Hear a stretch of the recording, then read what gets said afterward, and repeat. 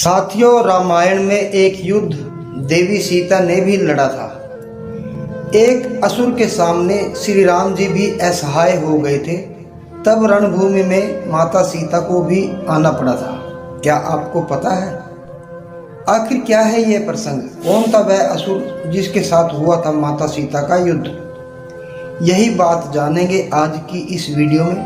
तो आपसे अनुरोध है कि इस वीडियो को पूरा देखते रहिए और चैनल को सब्सक्राइब नहीं किया है तो कृपया करके चैनल को सब्सक्राइब कर लेना, ताकि ऐसी ही रहस्यमयी पौराणिक वीडियो आपको सबसे पहले मिल सके। साथियों, रामायण में आप यही जानते हैं कि सीता हरण के कारण श्री राम रावण का युद्ध हुआ था।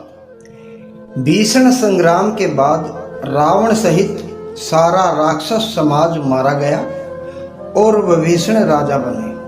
लेकिन रामायण में एक युद्ध लंका में देवी सीता ने भी लड़ा था। जब एक असुर के सामने श्री राम जी भी असहाय हो गए थे, तब रणभूमि में माता सीता को आना पड़ा था और वह राक्षस था मूलकासुर। आखिर कौन था वह मूलकासुर? राक्षस राज रावण का छोटा विशालकाय भाई कुंभकर्ण था। ब्रह्मा से मिले वरदान के कारण वह 6 महीने सोता था और एक दिन जागता था और खा पीकर फिर सो जाता था। कुंभकर्ण की 3 पत्नियां थीं, जिनमें से एक पत्नी का नाम करकटी था। उसी करकटी से मूलकासुर का जन्म हुआ था। कुंभकर्ण एक महान ज्योतिषी था। जब उसने अपने बेटे की जन्म कुंडली देखी तो उसने पाया कि वह मूल नक्षत्रों और गलत ग्रह दशाओं में जन्म लिया है। वह कुंभकर्ण और पूरे परिवार के लिए बहुत भारी है। अतः उसने उसे जंगल में फिकवा दिया। यहाँ उसका मधुमक्खियों का शहद खाकर पालन पोषण हुआ था। बड़े होकर मूलकासुर ने ब्रह्मा जी की तपस्या की और उनसे अजय होने का वरदान ले लिया। इधर वनवास वापसी के बाद श्री रामचंद्र जी का राज्य अभिषेक हो चुका था और वहां राम राज्य की स्थापना हो चुकी थी। सब कार्य भली प्रकार चल रहा था। एक दिन दरबार में विभीषण हताश, निराश और डरे हुए से श्री रामचंद्र जी के पास आए। आते ही दुहाई और त्राहिमाम की पुकार से राज दरबार गूंजने लगा। श्री राम ने उन्हें हर प्रकार से सांत्वना दी और आदर सत्कार के साथ आसन दिया और फिर उनसे उनके आने का कारण पूछा। जब भगवान राम के पूछने पर विभीषण ने बताया कि कुंभकर्ण का एक पुत्र है मूलकासुर, जिसका जन्म मूल नक्षत्र में हुआ था।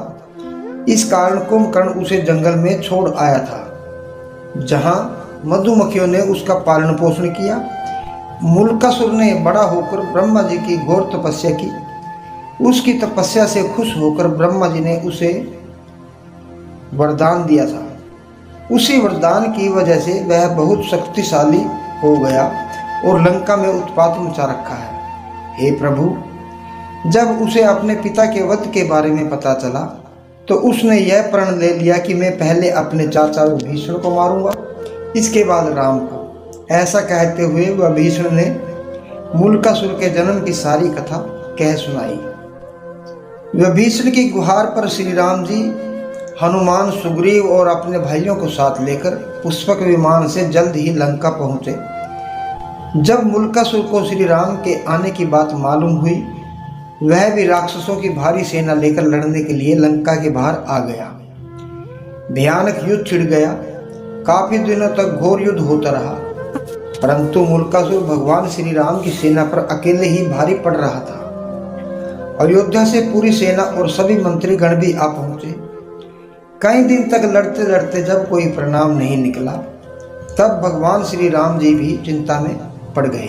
श्री राम जी को चिंतित देखकर वहां श्री ब्रह्मा जी प्रकट हुए और मूलकासुर को अजय होने के वरदान के बारे में बताया और यह भी बताया कि मैंने इसे स्त्री के हाथों मरने का वरदान दिया है और यही इसका श्राप भी है। इसलिए प्रभु, आप देवी सीता को बुलवाएं। इसका संहार देवी सीता के हाथ ही होगा। श्री राम ने श्राप के विषय में पूछा तो ब्रह्मा जी ने बताया कि जब लंका में राक्षस जाति का विनाश हो चुका था, और इसके भाई बंधु लंका युद्ध में मारे जा चुके थे। तो एक दिन इसने मुनियों के बीच दुख और क्रोध के आवेश में आकर माता सीता को चंडिका कह दिया और कहा कि चंडी सीता के कारण मेरा समूचा कुल नष्ट हुआ है। इस पर एक मुनि ने नाराज होकर उसे शाप दे दिया कि दुष्ट, तूने जिसे चंडी कहा है वह सीता माता साक्षात महालक्ष्मी का स्वरूप है और वही चंडी के रूप में तेरी मृत्यु का कारण बनेगी। इस तरह युद्ध में देवी सीता को बुलाने पर राय दे रहा। भगवान श्री राम ने तुरंत हनुमान जी और गरुड़ को तुरंत पुष्पक विमान से माता सीता को लाने के लिए भेजा। पति के संदेश को सुनकर सीता जी तुरंत चल दी।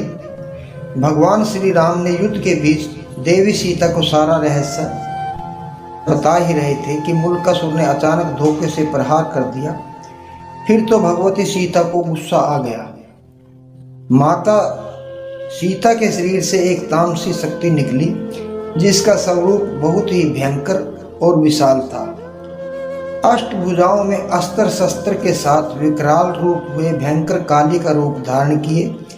उसका स्वर बड़ा ही भयानक था।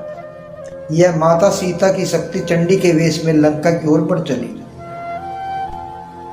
मूलकासुर असुरी माया जानता था। वह नकली वेश में तांत्रिक क्रिया भी कर रहा था। जब श्री राम जी को उसकी तांत्रिक माया के बारे में पता चला तो उसने वानरों को यज्ञ खंडित करने की आज्ञा दी। वानरों ने उसका यज्ञ खंडित कर दिया।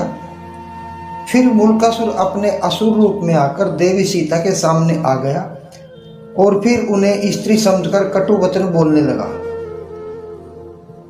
उसने उसे हटने को कहा पर देवी सीता अडिग रही।